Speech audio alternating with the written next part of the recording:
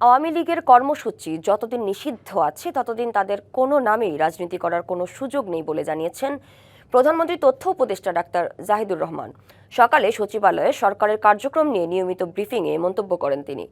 আদালতের সিদ্ধান্তের পরিপ্রেক্ষিতেই তারা কার্যক্রম পরিচালিত করতে পারবে। এ সময় সাংবাদিকদের এক প্রশ্নের জবাবে তিনি আরও বলেন, শেখ হাসিনার বক্তব্য প্রচারে নিষেধাজ্ঞা থাকলেও কোনো গণমাধ্যম এটা মানছে না। গণমাধ্যমগুলোকে আইনের প্রতি শ্রদ্ধাশীল হতে আহ্বান জানান প্রধানমন্ত্রীর তথ্য উপদেষ্টা।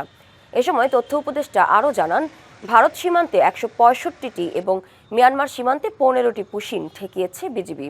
জানান, দ্রুতই তিস্তা ব্যারেজ তৈরির জন্য নতুন করে উদ্যোগ নেওয়া হবে।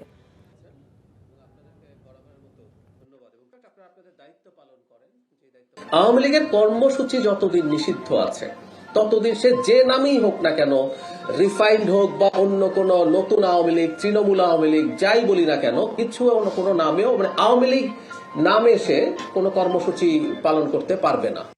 এক লাইটেই নিশ্চিন্তে চলে দিনের পর দিন। Walton emergency bulb, the best emergency bulb.